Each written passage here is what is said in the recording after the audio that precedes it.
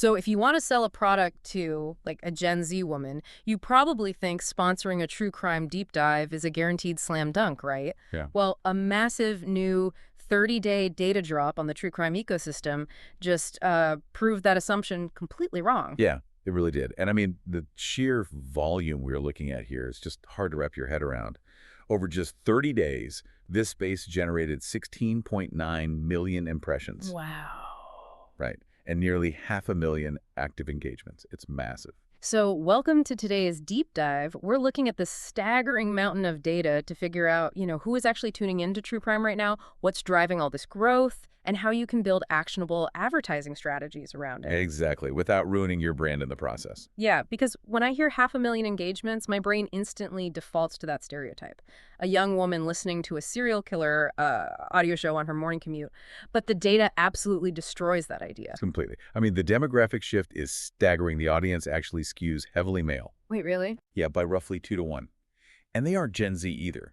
It is overwhelmingly a millennial crowd. Millennials. Yeah, millennials drove over 268,000 engagements in this period. Gen Z. They were barely at 11,800. Wait, why such a dramatic shift? Is it because the genre moved away from that passive narrative storytelling and turned into this, like, interactive, open source, internet sleuthing thing? That is the exact mechanism driving this. Millennial men aren't just, passively listening to stories anymore. They're actively hunting for clues. Right. They're pausing videos, zooming in, and dissecting evidence in comment sections. Which means throwing a plain text ad into a true crime feed it's like handing out flyers at a silent retreat. They're actively looking for visual clues, not reading text. Oh, 100%. And the numbers totally back that up. Video and image content out-engage plain text by an astounding 993 times. Almost 1,000 times. Basically, yeah. And YouTube is the undisputed king here. It pulled in 338,000 of those engagements alone. So it's that visual proof that actually triggers the algorithm. Exactly.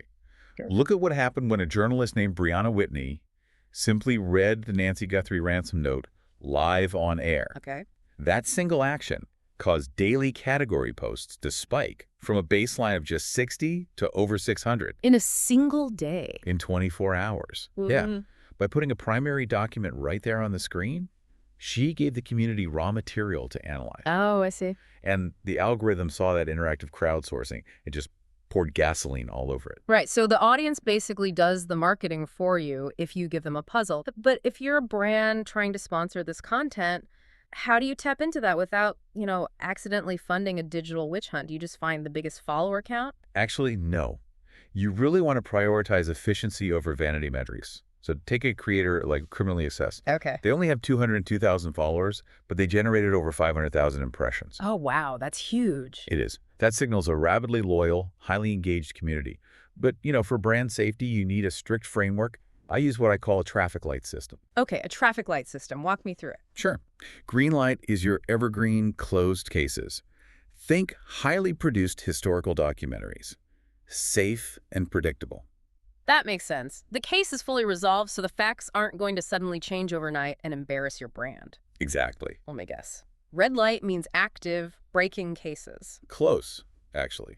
But active trials are the yellow light. Oh, really? Yeah. Take the Lindsay Clancy case we saw trending. Yeah. You can advertise there, but because the narrative shifts day by day based on courtroom testimony, you really have to proceed with caution. Got it.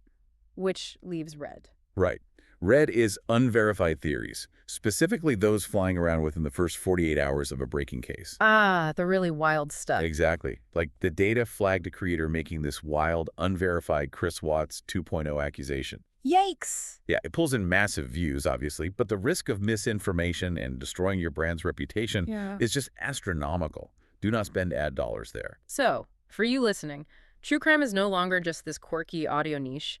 It is a video-first, millennial, male-driven juggernaut. Absolutely. You can capture a massive engagement if you follow that traffic light system and prioritize visual, interactive content. Yeah, and just keep in mind that the ecosystem is evolving fast, mostly driven by the platforms themselves. Speaking of the platforms, I want to leave you with one final thought from the data. Right. The brand Netflix was actually mentioned more often than any individual criminal case in this entire 30-day period. Which is wild to think about. It is. So think about that next time you click play. Has the true crime machine become more about the platform's brand power than the actual human stories being told?